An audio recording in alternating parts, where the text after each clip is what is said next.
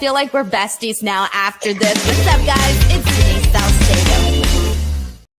Hey there, everyone. Welcome to F4W Online. It's Denise Salcedo, and it is March 7th, and we are here to talk about NXT ROADBLOCK. And let me tell you, this is probably going to be one of our newsiest NXT Tuesday editions in quite some time, because we had so much that happened on today's show, like a lot of stuff. So we're going to break that down. There were a couple of surprises.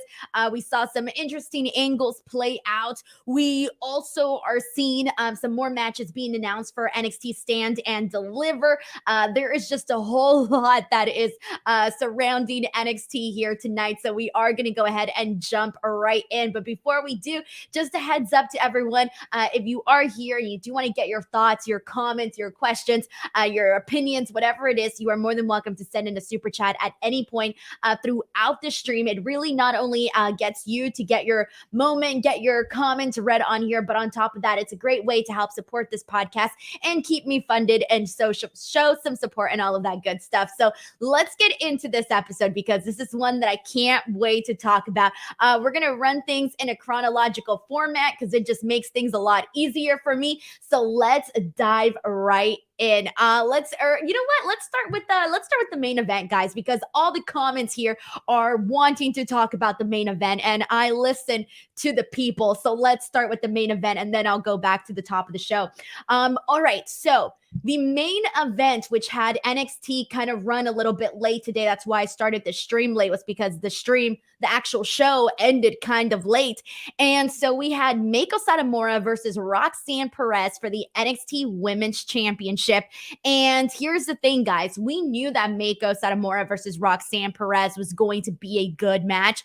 I'm going to just say it. I think they over-delivered, and I think we got even more than I think some of us, I don't know, whatever your expectations were, I definitely think that they not only met expectations, but they over-delivered on this main event. This was one of my favorite main events on NXT in quite some time, and I'm even happier because it ended up being the kind of match that I've been wanting to see for Roxanne Perez as NXT Women's Champion. So one of the things that I've been saying nonstop about Roxanne Perez is we've been wanting to see her as a fighting champion, just going out there and having all of these matches, etc. So the second that they announced that this match with Meiko Satomura was going to be happening, this was pretty much like, okay, we knew because of the competitor that Meiko Satomura is and the competitor that Roxanne Perez is, we knew we were going to get a pretty good match. On top of that, I've been loving like the build. So what was it? Last week, I believe, or was it the week before? Maybe last week. We had the whole thing, the whole vignettes where they had Roxanne Perez go into Meiko Satomura's class, and she takes the class and she trains with Meiko, and it's really hard, and it's very like hard on her body. And, you know, she does the first portion. She thinks the class is done, but it's not done. There's still more to do. Meiko is kind of basically kicking her butt, you know, that sort of thing. But Roxanne Perez is fighting and she's doing everything that she possibly can, right, to stay afloat. And so basically what we saw here in this match was a little bit of a continuation from that story, because not only did we see Meiko and Roxanne have a pretty fabulous match, so what it was pretty much Meiko Satomura dominating Roxanne Perez, but in a manner in which that Roxanne Perez didn't by any means look like she was not like unable to hang with Meiko Satomura, nothing like that. It was more so along the lines of she really had to give everything to win, to defeat Meiko Satomura. So throughout this match, like we just, oh my God. So first of all, like Meiko, the way that she was getting Roxanne Perez with those kicks, they were freaking brutal. And then there was a point where like Roxanne was trying to get her with a couple of uppercuts. Basically, everything that Meiko Satomura did to Roxanne Perez came a lot easier to her than it did to Roxanne Perez. Roxanne was finally able to get just a moment's upper hand during this match when Meiko Satomura goes to the top rope. She does a splash, but instead Roxanne Perez gets her knees up.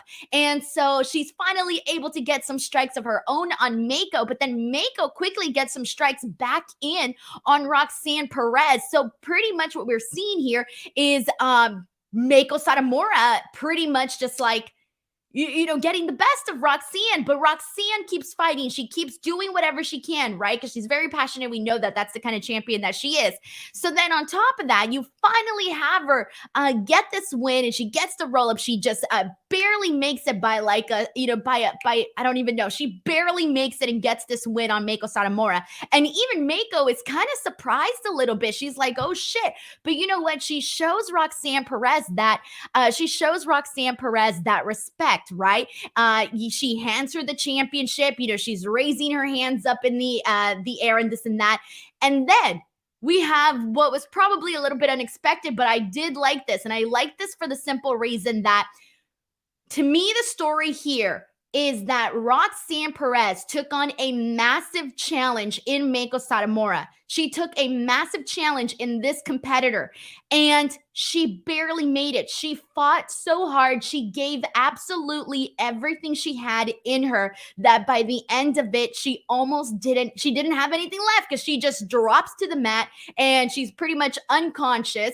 And so they run this whole angle where Roxanne Perez is out cold, and she's just, face forward on the mat, and all of the, the doctors and the referees and everybody, Shawn, Booker T, everybody goes out there and is trying to help Roxanne Perez. She ends up being stretchered out of the building and taken into the hospital based on her going into the ambulance and all of that. So personally, it was kind of an unexpected way that they were going to, because I really just thought, okay, we're going to get a straightforward match. It's going to be really good. Roxanne's going to get her win.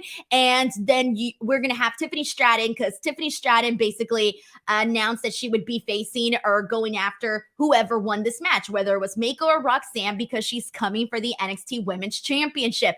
So I figured, okay, we're probably going to have Tiffany Stratton come out there, and that was going to be the end of the show. But instead, we ended up getting this whole angle where Roxanne Perez gave everything she had, to the point where she had nothing left. And so I kind of like that they did this. It was totally unexpected. And for me, it just kind of goes to show the story that it shows to me that Roxanne Perez is the kind of champion that is willing to give it all, everything she has, just to hold on to the NXT Women's Championship. And so I was not only a big fan of the match, I was a fan of what they did with the post-match angle.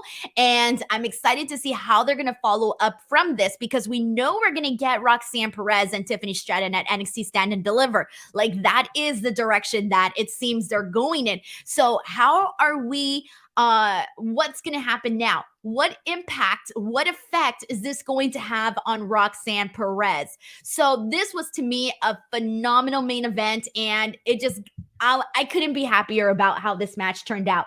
But let's see what you guys are saying here. We're getting a couple of super chats. Let's see what y'all are saying. So here we go. This is from Heidi Ho. Thank you so much to Heidi Ho, who says, anytime you kick off with a Tiffany epiphany, it's going to be a damn good night. Tiffany Stratton did kick off the show, and, she ran down a whole, she had a whole promo video talking about this match with Meiko and Roxanne Perez. It was a really good start to the show. I really liked that. I thought it was a good way to show her character. And also, now it makes even more sense that they started off the show with Tiffany Stratton, because we already knew, hey, she issued this challenge to whoever wins. But for those that maybe didn't know, that are just tuning in to watch NXT Roadblock or something, it's like, okay, what's going down at the top of the, what's going down with the women's program, and who the next challenger is going to be at the top of the show, because we weren't gonna get that moment at the end. I think most of us were probably predicting to have Roxanne Perez holding up her championship, staring down Tiffany Stratton. And so, because we didn't end up getting that moment at the end, we got that moment addressed in the beginning. So I really do like, now that I just thought about them and why they ended up doing that. So in hindsight, we should have seen that something was going to be happening like this. But I'm happy that this freaking main event delivered, and this was good all around. But Danny Padilla sends in a super chat saying, hi, Denise, could you please let Dave know Max deserves his 5-star rating for his performance on Sunday? You have the power to make it happen. I don't have the power to make it happen, Danny. I have nothing to do with that. I definitely have nothing to do with that. I don't have the power to make it happen. But thank you so much for sending in the super chat. Hunter Tillman sends in a super chat, a very generous one. Thank you so much to Hunter, who says, Hey, Denise, the show was pretty good, but man, that main event was hard hitting as hell. I'm sincerely praying for Roxanne. When she collapsed, my heart almost stopped. Okay, so just FYI, like this is an angle, guys. Like this is not like something happening with Roxanne Perez. Like this is an angle based on the way that they did everything. It's an angle just in case. I don't want anyone to think like, to be worried or anything like that. Based on everything that we saw, it's an angle, but regardless, it was still a pretty damn good one. So I love this. I thought that it explained the story and it tied in nicely to the video package that they did beforehand last week with the training between Roxanne and Mako. And this makes me wonder because one of the things that I had said last week was I kind of wanted to see a sort of mentorship relationship between Mako Satomura and Roxanne Perez. And now it's like Roxanne barely got this victory over Mako. Like she barely got this victory over her. And Mako wasn't even like out of breath. She wasn't even anywhere near the level that Roxanne was in terms of barely making it out alive. And so I almost would like to see Mako kind of take on this like mentorship role with Roxanne where she's like training her to continue being like the best version that she can possibly be. I think it would be pretty cool to see that. And given how she's pushing her, even when they were competitors, imagine her pushing her when they're on the same team. So that would be something that I'm still interested in seeing, maybe even more so now.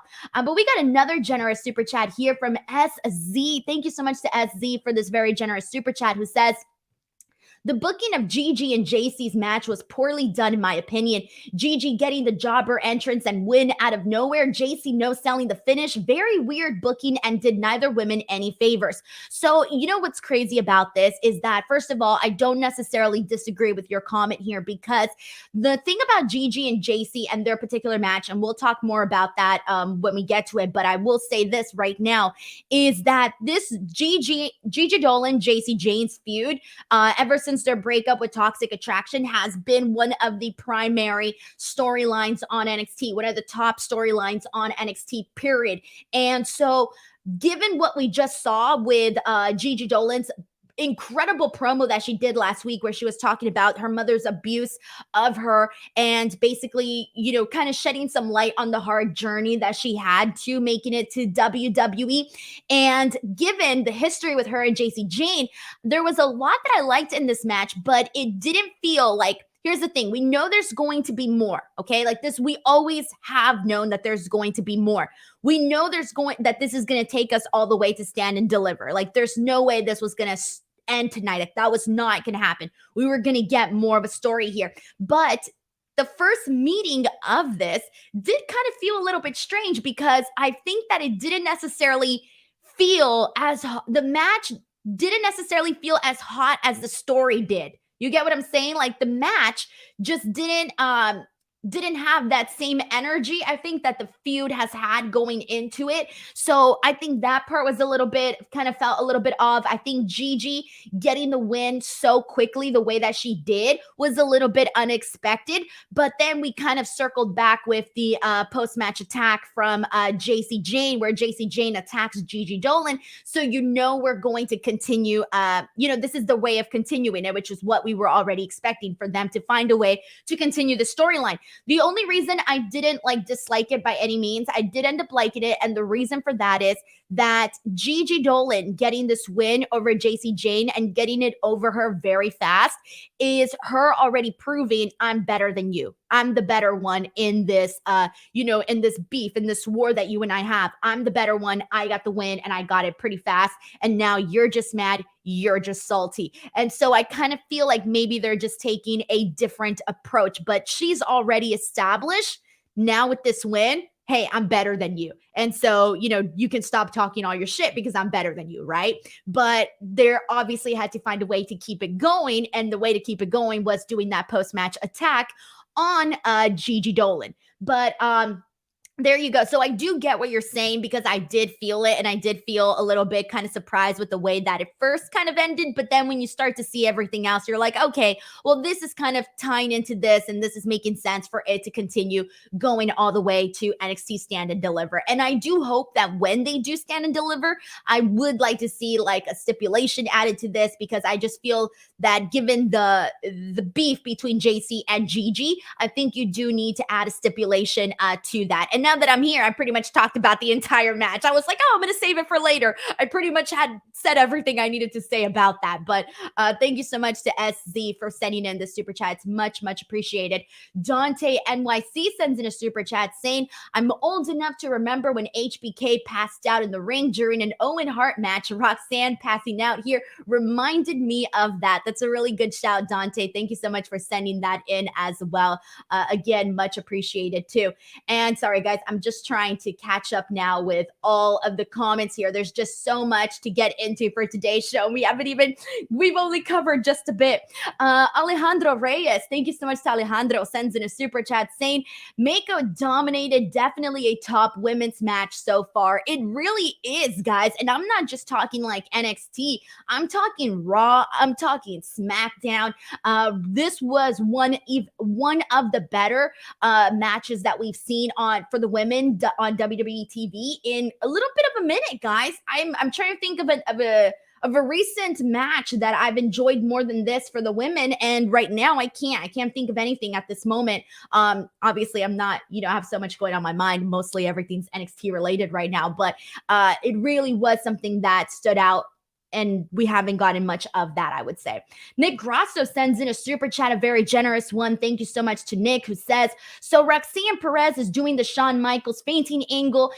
Any other HBK angles he wants to book with women. Don't like how they booked Gigi versus Jacy. Stand by what I said. It was too soon to break them up. So again, another person here who has the same criticisms about Gigi and Jacy. And again, I don't blame you because that is definitely kind of how I felt when I was initially watching this. And this is one of those things where I'm like, okay, here's the thing. Like, I know we were torn when it came down to the breakup of Toxic Attraction. The only reason I'm still not like on the side of they shouldn't have broken them up is only because I do think that promo that we saw from Gigi Dolan last week, dude, we would have never seen that had they not broken up. It would have been a really long time until that happened. And I was really curious to see how they were going to present Gigi Dolan as a babyface, given how much we had seen her as a heel. And she was a pretty damn good one at that too. And I thought they did a really good job last week of easily making you understand why she was behaving this way, how her past demons affected her, and now how she's going about this and how she was screwed by a friend in Jacy Jane. So I do think that the only reason I'm not, down on the dumps about this, because again, I do agree with you and with some of the people here that are saying that they didn't totally love the booking of Gigi Dolan and Jacy Jane here. The only reason I'm not like down on the dumps about it is because I really do think that they're going to do a lot more between now and NXT Stand and Deliver. So I'm not feeling bad about it. Was it perfect today? No. And given that there was so much that happened on the show today, and Gigi Dolan and Jacy Jane wasn't like, I wouldn't consider it like the main thing that I even wanted to. I mean, when you think of the highlights of the show, I wouldn't even put this one like in the top 3 highlights of today's show, only because of so much of the other stuff that happened. But when you think about that, it should be one of the top 3 highlights because Gigi Dolan and Jacy Jane has legitimately been one of the top storylines in NXT right now. So thank you so much to Nick Grosso for also sending in the super chat. This is from David Capelin. Thank you so much to David, who says, hi, Denise, I love your show. With Johnny being back, do you think this is really where he belongs and NXT is his ceiling with the company? Thoughts? So let's get into this, guys. I'm going to touch on this really quickly, and I'm not going to get into the entire thing right now because there's so much that we have to talk about how this even happened. But just speaking specifically on the Johnny Gargano portion, so we are going to be seeing Johnny Gargano versus Grayson Waller. I'll explain how that happened later. And in regards to this, I do not think that this is the ceiling for Johnny Gargano in the company. I've never have felt that way. I've always wanted to see more from Johnny Gargano. However, with that being said, I watch Raw on a regular basis. I watch and review Raw each and every single week. I've seen everything that Johnny Gargano has done in NXT. Hell, I was following Johnny Gargano's career before he even got to NXT. And so knowing everything we know about Johnny Gargano, whether you started watching him on NXT, whether you watched him before, whatever your introduction to Johnny Gargano was, we know for a fact that they are not utilizing Johnny Gargano to his maximum potential on the Raw roster. Like, they simply are not. We have only barely even seen what Johnny Gargano can do on the main roster. And there are a lot of people, while there is a lot of people that know what Johnny Gargano can do and what kind of matches he can have and what kind of wrestler he is and why they call him Johnny Wrestling, there is still a huge percentage of that audience that only knows the Johnny Gargano that they're seeing being presented on Monday Night Raw. And that presentation of Johnny Gargano has not been great. And you know this because the people that know this because of what you've seen from him in the past. And so I have mixed feelings about Johnny Gargano on NXT having this match with Grayson Waller. I have mixed feelings in the sense that I'm excited to see Johnny Gargano in this match with Grayson Waller. We did see AJ Styles in a program with Grayson Waller on NXT. So if AJ Styles can do one, Johnny Gargano can certainly do one. But here's the thing. I know this is going to be a good match. I know Johnny Gargano is going to go in there and have a phenomenal match with Grayson Waller. He's going to also be here next week on NXT. So we know all of that's going to be good. But at the same time, it's like, damn, when are we going to start to see the version of Johnny Gargano that is his best on the Raw roster? When are we going to see that? Things have been improving. Maybe like ever since Elimination Chamber, we have been seeing them let Johnny Gargano show a little bit more of what he can do on the main roster. But I'm still to this day surprised that from the second he made his debut on Raw to right now, that we haven't seen, the Johnny Wrestling that we were seeing on NXT on Raw, given that Triple H is running creative. It's still very surprising to me that we've even taken this long to see Johnny Gargano be presented in that light on Raw. And so I'm excited to see what he's going to do on NXT. But at the same time, I want to see them utilize that on Raw. I want to see the versions of NXT. I want to see the Johnny Gargano NXT version on Raw times 10, So I hope that kind of answers your question. I don't think that this is his ceiling. I don't want to say that he belongs on NXT because NXT is a developmental, guys. If you want to go and you want to main event WrestleMania, have your WrestleMania moment, you need to be on Raw and Smackdown if you really want to become, a big star in WWE. So there you go. Thank you so much for sending that super chat in. We have another one here from Sheldon Jackson who says, Jacy getting an entrance and Gigi not getting one. Are you kidding me? Also, Jacy proved my point tonight. She's forcing it and it ain't authentic or feels genuine. Hence why I'm not buying into her at all. So Sheldon Jackson has been sharing, his hot takes, his opinion here every week in regards to Jacy Jayne, just to give some of the new viewers some insight. And I get it. I get that, you're still not on board with Jacy. Again, I'm still kind of feeling the exact same way in terms of I feel like she's a great heel. I did like her promo that she cut, the first one that she did after turning on Gigi Dolan. It's just that unfortunately, I don't think that they necessarily did enough here in this tonight with Gigi and Jacy to kind of keep you going like, okay, this is great, because clearly there's been a lot of people here that did not like the Jacy Gigi Dolan situation that occurred here tonight. It really was this very straightforward kind of nothing match. Gigi gets the win, and then afterwards Jacy attacks her. So that's what we saw there. So look, I don't blame you, only because if you, the viewer, have not yet been sold, then they need to do something to sell you on this. So I do not blame you for feeling that way. Heidi Ho sends in a super chat saying, I'm going to predict that Roxanne will relinquish the title and show up on the main roster after WrestleMania. Holy shit, Heidi Ho. I did not think about that until right now. And let me tell you, I kind of felt a little bit of a chill on my cheek right now because I don't necessarily think that's out of the realm of possibility. And the reason I say this is, oh man, okay, so look, I still think we're getting Tiffany Stratton and Roxanne Perez on NXT Stand and Deliver. However, I do think, because we have seen, titles be relinquished in the past before on NXT, and we are, nearing WrestleMania, and why would they do this post-show angle specifically this way? We're gonna have to, I don't think we're gonna see, we shouldn't be seeing Roxanne next week, guys. Like, we shouldn't be seeing her next week on NXT. I think they need to, whenever you have something like this, I feel like you need to not see the person immediately the week after. I would say maybe at least 2 weeks or so. But if they play up a whole thing where it's like, oh, she's unable to compete at NXT Stand and Deliver because of this, and that, they could easily have her, like, in storyline, relinquish the title, and then all of us be like, oh my God, that's so sad. No. And then afterwards have her pop up on Raw after Mania or something like that. I don't think it's out of the realm of possibility. And here's another one. And I know we're going to talk about this more later on, but here's another one. There was a comment today from Grayson Waller to Shawn Michaels where they were talking about NXT during the Grayson Waller effect.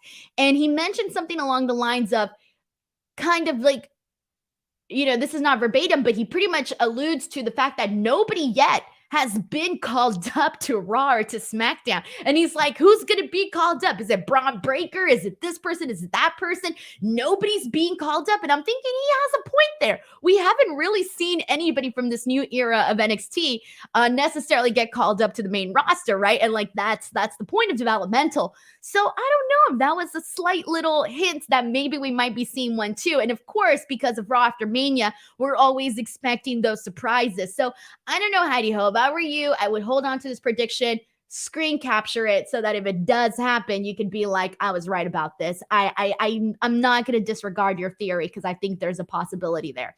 I don't know, but I just don't feel like it's not possible. Hector Rodriguez sends in a super chat saying Johnny Gargano back to NXT. Yes, please. Also, prayers to Roxanne. And so yeah, happy to see Johnny Gargano get this opportunity again, and just a friendly, hey, Johnny Gargano. This is why we love Johnny Gargano. Just a friendly reminder. Obviously, we did see that reminder at Elimination Chamber because he had a lot of really great stuff at Elimination Chamber. Brandon Roseanne sends in a super chat. Thank you so much to Brandon, who says, I'm glad that NXT chose Johnny Gargano to face Grayson Waller. He still has beef with Waller from when he attacked Johnny Gargano during his farewell promo. So it makes sense from a storyline standpoint. And thank you so much for bringing this up because this was something that I did want to touch on. The last time we saw Johnny Gargano, he was, saying his piece. He was saying his goodbyes, and he was attacked by Grayson Waller. And it's so crazy to think about like where we were during that time period, because during that time period, he hadn't even had the baby yet. Candice LeRae hadn't had the baby yet. And he was taking some time off to go be a dad. We didn't know at this time if he was going to ever come back to WWE. We didn't know if he was going to go to AEW. Man, it's crazy to think where we were at during that time period and where we are now. So there you go. That's another really strong point to make as well. And we'll touch more on Shawn Michaels and Grayson Waller later on once we actually get to it, because there's so much more we need to talk about in regards to that. All right, so let's see what else we got here. This is another super chat from Heidi Ho, who says they will hold a tournament or something to crown a new NXT Women's Champ for WrestleMania weekend. That's another prediction from Heidi Ho in regards to his theory about Roxanne Perez possibly relinquishing the title and being called up to the main roster. Alrighty, guys, here we go. Let's kind of circle back to the things we haven't talked about yet on this show.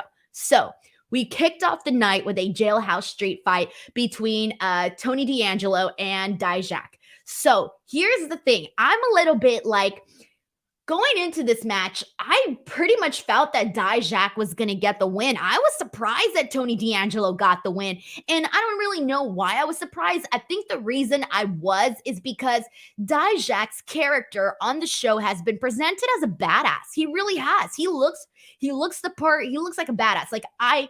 You do not have to tell me, oh, this guy is tough shit. Like, I'm buying it, right? Like, the character's great. The presentation's great. He looks great. He sounds great. All of that, right?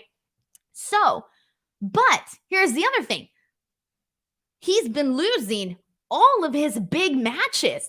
He lost against Wesley at Vengeance Day, and then he goes into this Jailhouse street fight against, Tony D here at Roadblock, and he loses again. So I think my thing was, oh, he's going to go into this match because he can't be continuously losing all of these big matches. He has to eventually win one of these big ones to fit in line with his character. But at the same time, you can also make a very strong argument about Tony D'Angelo needing this victory because he too needed this victory. First of all, we've seen Tony D'Angelo in a couple of street fights in NXT, and he's really good at them. For me, that's Tony D's thing. Street fights are Tony D's things, That's his match. That's his character thrives in these types of environments because, look, we know we're not going to be getting these, what kind of match you're not going to get from Tony D and what kind of match you are going to get from Tony D. And for it to really be good and entertaining, I think you need the street fight stuff and, these stipulations to really just...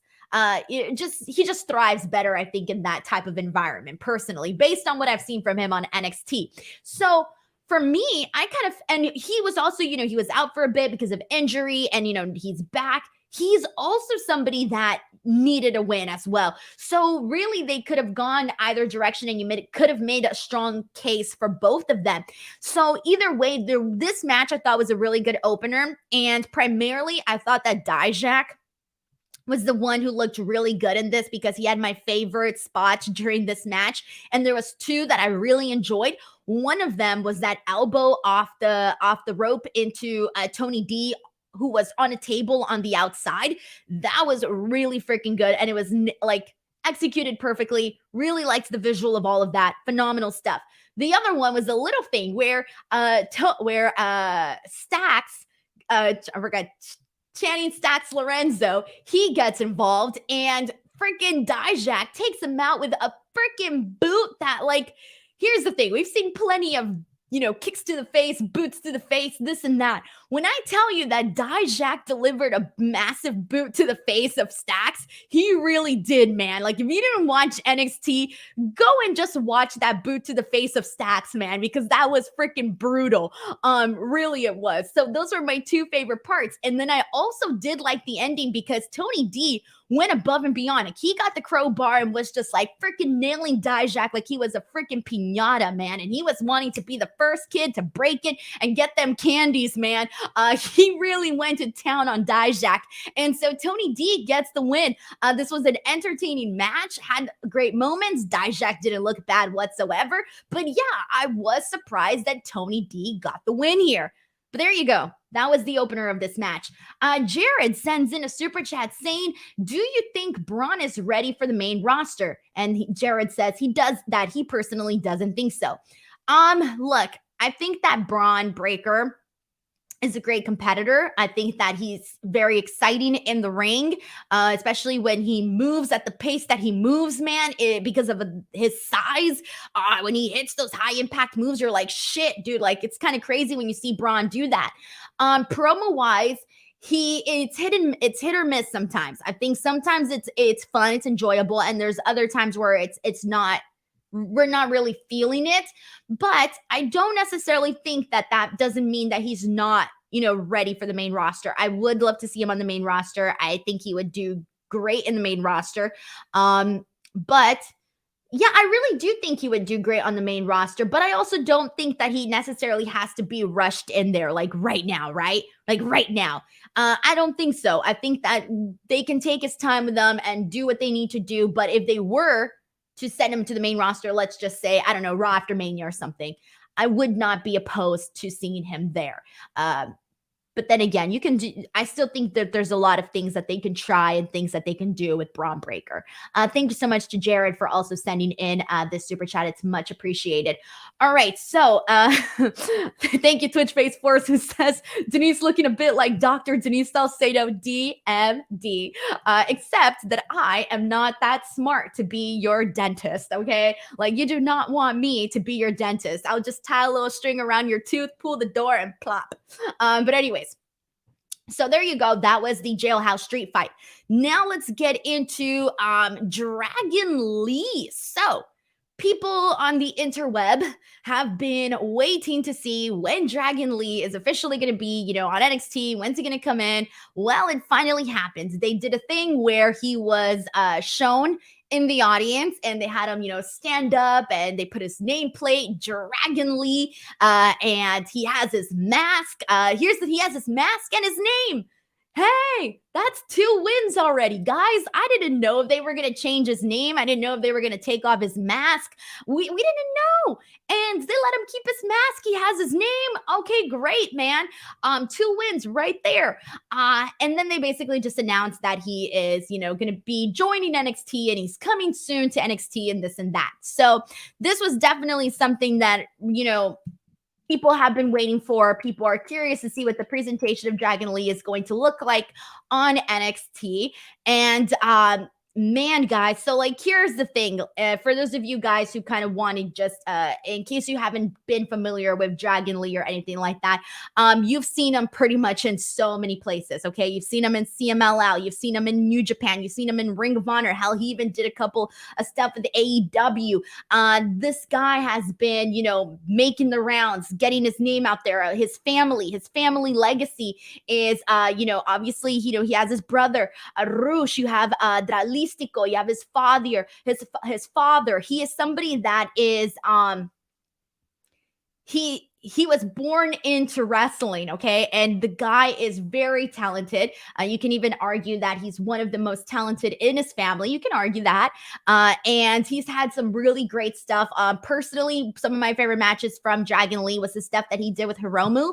I thought that stuff was freaking great because they can both go and, just do cool stuff. I actually thought his strongest presentation of Dragon Lee is the stuff that he did in New Japan Pro Wrestling. I feel like that's been like the strongest version of Dragon Lee, in my opinion. And what can I say, guys? Look, when it comes to WWE and when it comes to luchadors and this and that, I always worry though, because sometimes you don't, necessarily get they don't necessarily always do something with them, and it can be kind of depressing. And for the most part, like, you think of other people on NXT, like when Santos was there. Santos did a phenomenal job, but they never went all the way with him. They never went all the way with him. I thought they could have done a lot more with him. Now he's on the main roster. Legado, Legado was killing it on NXT. They're killing it. Well, they were kind of killing it in the beginning when they got moved up to the main roster, but they haven't really done much with them either. The best thing that we had Santos do on the main roster so far is that match that he had with Ricochet on Smackdown, which was really freaking good, but then they really didn't do anything afterwards. And then the latest thing we saw is just him versus Dominic Mysterio and taking an L to Dominic Mysterio. So my point being here that it's not that the talent isn't there for these people. It's just that sometimes you don't see them have the faith in their lucha stars. You don't see them have the faith in their Latino, wrestlers. And so I do want to see, we could have so many examples of this guy, so many freaking examples of this. And it's kind of crazy, but either way, I'm looking forward to seeing how he's going to be presented on NXT. And I think for the most part, I think he's going to be presented well on NXT. Like, I'm not too worried about his presentation on NXT. I'm more so worried about like when it comes to the main roster, because when it comes to the main roster, we have seen time and time and time again that everyone's kind of kept at a certain spot. NXT, we actually kind of get to see a little bit more with some of these guys. So, you know what? Like, I hope that they really use them as best as he can be used. So there we go, guys. And yeah, everybody's just sending in more examples. Jared just sent in Umberto, Angel Garza. Angel Garza was legitimately one of the most charismatic guys like that there is. I mean, there's so many. And Adam Bull says, isn't Dominic Mexican? Yeah, Dominic is literally probably the person that they've done the most with. Go figure, guys. Look, I don't make the rules, guys. I don't make the rules, man. I just talk about what happens. But there you go. Let's continue on from here. After this, we were talking about Braun Breaker earlier, and this was freaking awesome. So we got Braun Breaker teaming up with the Creed brothers, Julius and Brutus, who we love here. We love the Creed brothers here, taking on Jinder, Veer, and Sangha in a trios match. And this was a lot of fun. And let me tell you, this was probably one of my favorite things that they have done with Braun Breaker in quite some time, because Braun Breaker and the Creed brothers were a really great visual together. They were a great team together. They were going out there and hitting high impact moves. I mean, going up all of them, flying over the top rope at the exact same time, taking out all Jinder and Veer and Sangha, and Breaker, hitting his moonsault. Julius at one point does a 450, and it's more impressive because all of these guys they're pretty big, man. They're pretty muscular. They're pretty beefy. So it looks pretty impressive, even more so than, any other person that would do a 450. But we do see the Creed brothers and Braun Breaker get the win here, and they're celebrating, and it just looks like bros who are kicking ass and having fun, and I want to see more. I don't know what else to say. I want to see more of the Creed brothers and Braun Breaker, and I would actually, and someone on Twitter shared this, so this was actually someone on Twitter's opinion who sent this to me on Twitter, on a reply, saying that if Braun Breaker loses the bout at NXT Stand and Deliver to Carmelo Hayes, we'll talk more about that in a second, that he should go on to do some trio stuff with the Creed brothers. And someone tweeted me that, and I'm thinking, shit, I would not hate that whatsoever. I think it would be something refreshing for Braun Breaker's character, for Braun Breaker's, we have seen more out of Braun Breaker's personality with the Creed brothers in like the last 2 weeks than we have with Braun Breaker just by himself as NXT champion. Like, we've just been seeing, they look cool together, okay? It's as simple as that.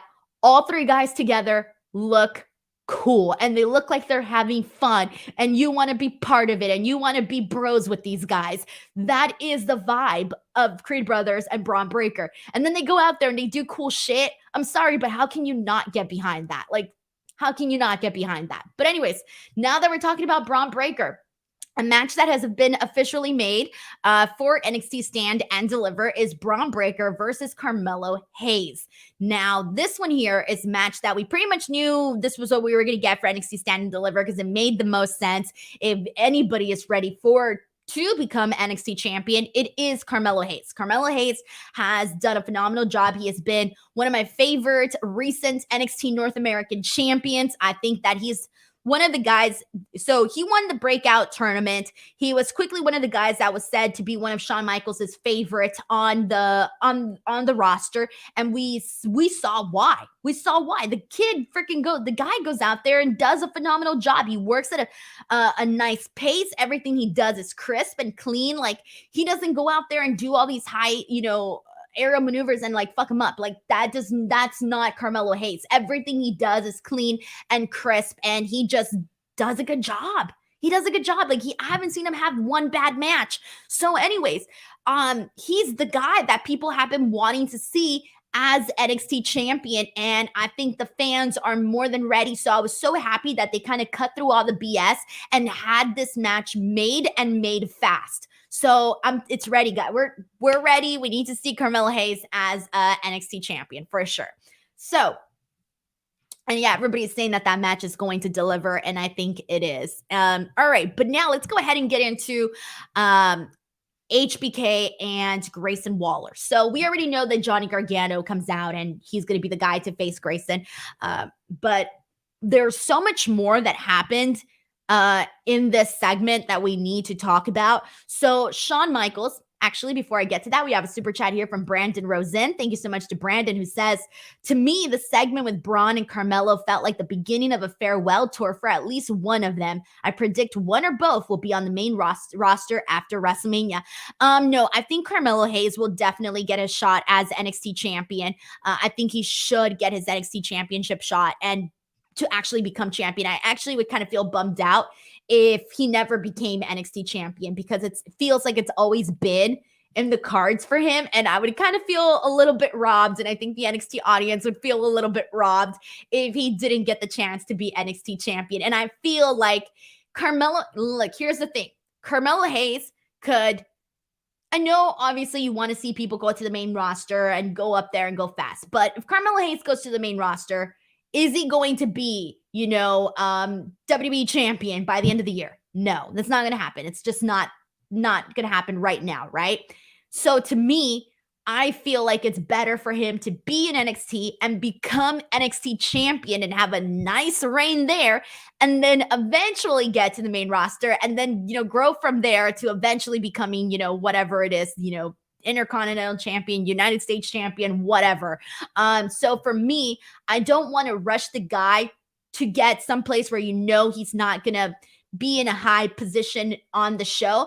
Whereas he can be on NXT, be NXT champion, and have that high position and grow even better, grow even more, and get these opportunities to wrestle all of these different guys. Because you got to think about it, like, there's some guys that he can have some really great matches with. I mean, there's a lot of people. There's, and we've already seen a couple of them actually, but just to name some more, because we can see replays of this, like we can see rematches, excuse me.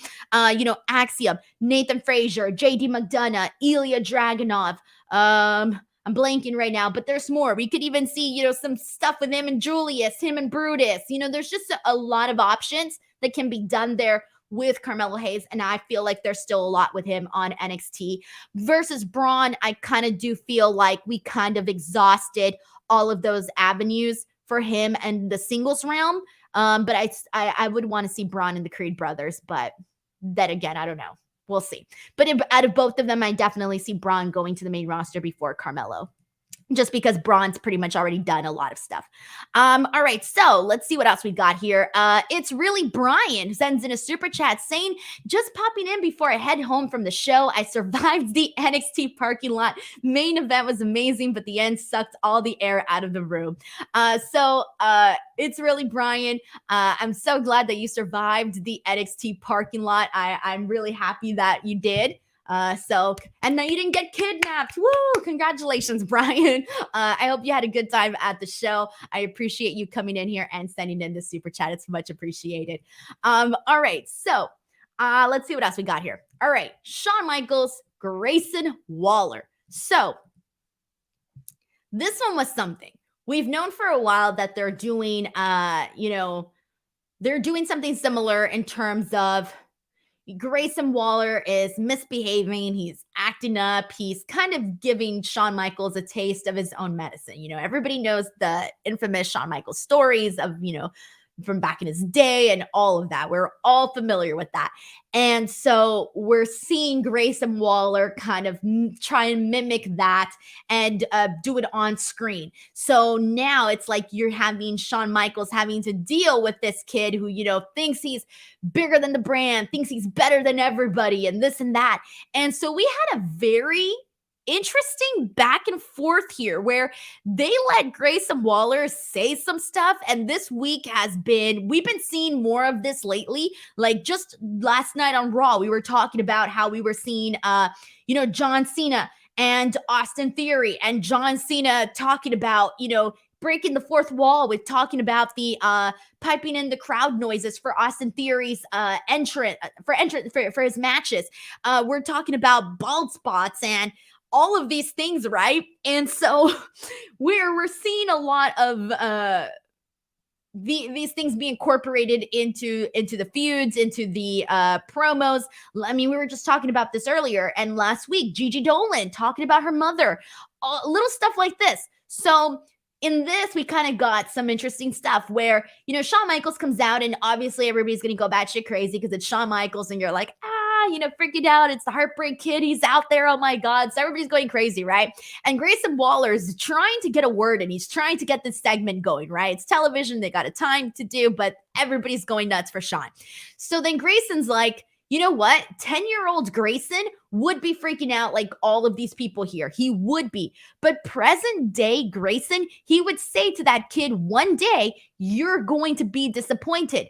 And then he goes on to say that he would now tell himself, or tell the kid version of himself, do not be a Shawn guy, be a Brett guy.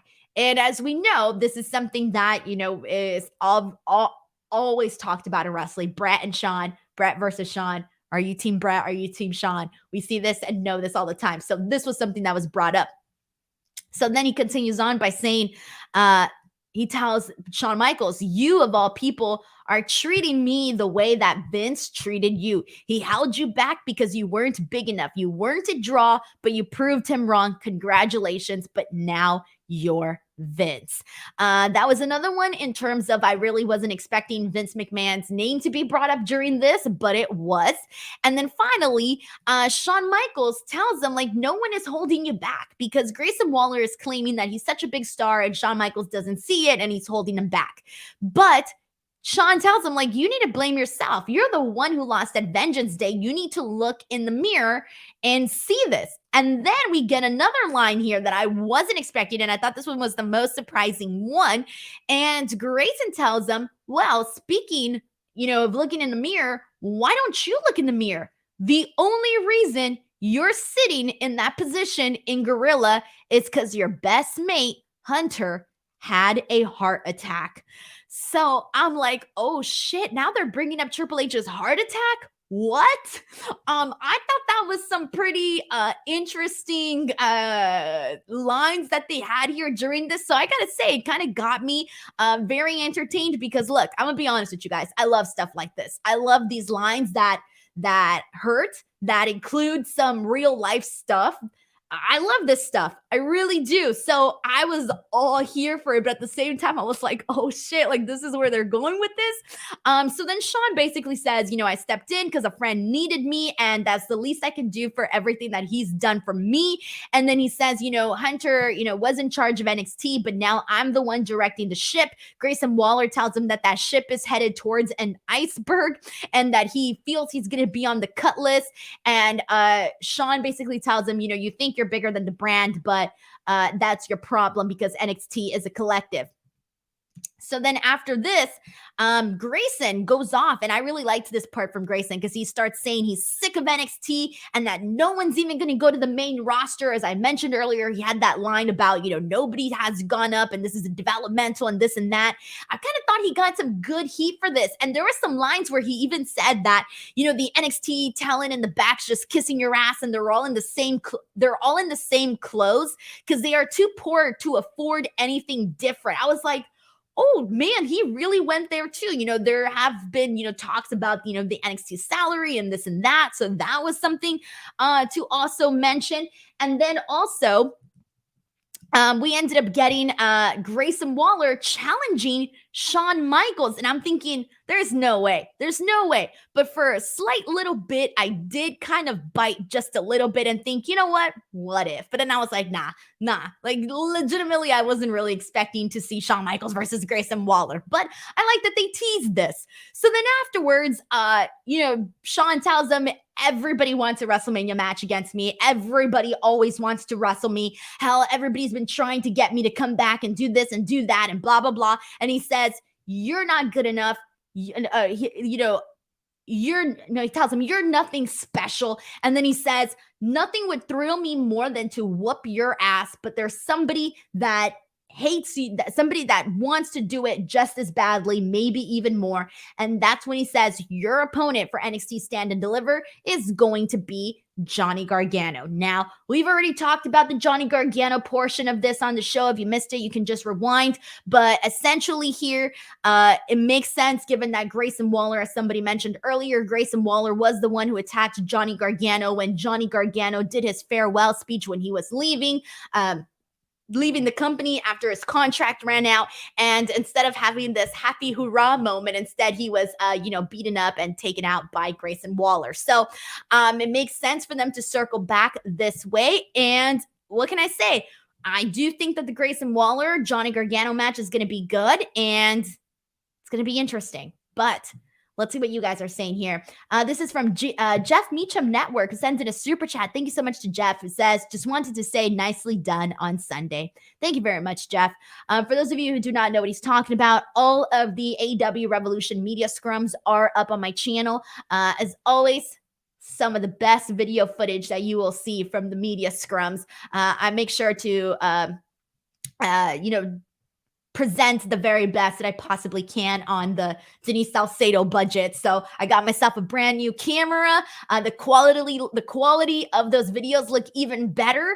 The other ones looked pretty good too, obviously, but this one's look even better. So I was very proud of that. Thank you so much to Jeff for sending this in. We got some people saying that the segment went a little bit too long, but it was crazy stuff. I thought it was great. I thought it was great stuff, man. Like it was a little bit of a longer segment. But I think it needed to kind of be that because it was like there was just so much that they wanted to throw in here. And I thought that all of the things that Grayson Waller hit, all of the lines that he hit kind of had me going, oh, damn. And so a lot of it was unexpected content that I wasn't expecting to get. So I was a fan of what they did here.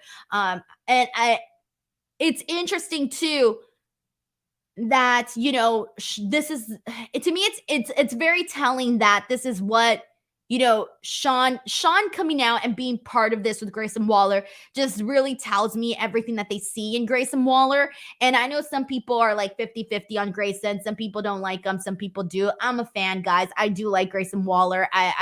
You can go back and rewind and watch some of these past episodes from when we first started seeing Grayson Waller. And I was a fan then. I'm still a fan now. There are some things where I'm like, that could have been better, but that happens with everybody. But I do think that they see a lot of potential in him, and he's really, trying to, he's really trying. You can see it. Like, you can definitely see it. So, I like this. I was a fan, man. I was a fan. Thank you, Zeno Hour. He says, Denise has the best media scrum videos. I do. I really do. I'm actually proud of that. All right. So John Teller says, notice Ricky Starks acknowledged you, Denise. Yeah, something always happens to me, guys. Something always happens to me at these scrums, man. There's always got to be something. The first one was the Cody WrestleMania one when he came to WWE. There was one where Cody spotted me. Then there was the Cody one where he says I'm too loud. That was another one. Then there was this one here with Ricky Starks, and then also MJF and MJF being MJF and being like, your voice is grating. That was funny too. And then what else? I think there's probably something else, but something always happens at these scrums. Anyway, so feel free to check those out. Those are on my channel. All right. We already talked about Gigi Dolan and Jacy Jayne, so I won't go over that again. We already talked about Braun Breaker's promo. Let's get into Andre Chase and Joe Gacy. Pretty much the only thing to say about this is that we're nearing this like falling out between Andre Chase and Duke Hudson, because during this match, we see that Thea Hale finally overcame her trauma after she was kidnapped by the Schism.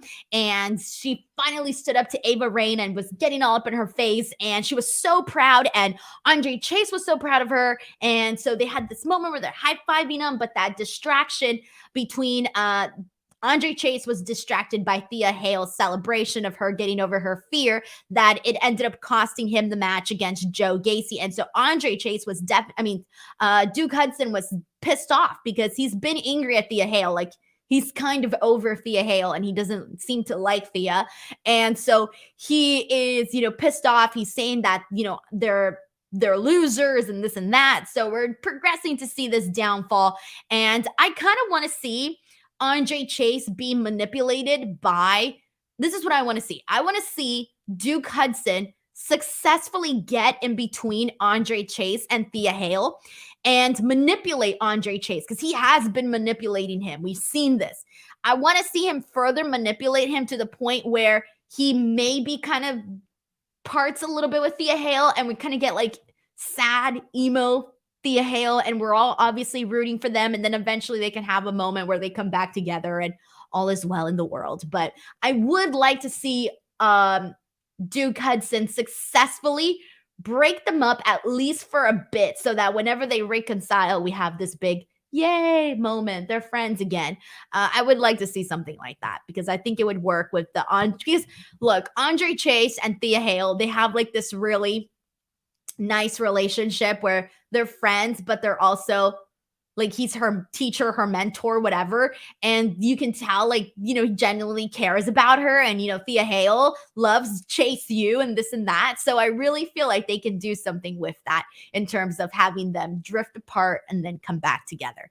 We get a quick vignette with Isla Dawn and Alba Fire where they're doing a full moon ritual on Casey and Kaden and Tatum and Ivy. And that was really quick, really nice. Liked how they executed all of that. They looked spooky. They looked cool. Big fan of that. Next week, we are going to be seeing Wesley versus Axiom for the NXT North American Championship. That should be a really good match. And we're also going to be seeing Johnny Gargano live next week. We already talked about Mako and Roxanne at the top of this podcast too. So that, my friends, was NXT Roadblock 2023. I told you, so much to get into on today's show. I hope you guys enjoyed today's episode of Speak Now Pro Wrestling. If you did, please, guys, leave a thumbs up, leave a nice comment, share it on Twitter or social media or whatever. All of those things really do help me out and help me spread the word out about the podcast. Also, for those of you who are new here or have never seen the show before and you're wondering when I go live, I'm live every Tuesday to talk about NXT, all things NXT. Then tomorrow, I'm here to talk about AEW Dynamite, all things AEW. And then Friday, we kind of get a mixture of both worlds because we're talking about WWE Smackdown and AEW Rampage. So if you want to stay up to date with everything going on these shows, you are more than welcome to check out this podcast anytime. Additionally, head on over to youtube.com/Denise Salcedo. Check out those AEW Revolution scrums. I also did an interview with Action Andretti. Please check that one out too. I spoke to Billy Starks, The Hex, and so many other people that you guys can check out there. I'm almost getting towards that 100K subscriber mark, so please help me out and click that subscribe button. Also, here on F4W Online, we're pretty much almost at 100K. Like, it's almost going to happen here. So also, if you haven't subscribed here to F4W, make sure you do. Other than that, thank you guys so much for being here, and I'll see you back tomorrow. Bye, everyone.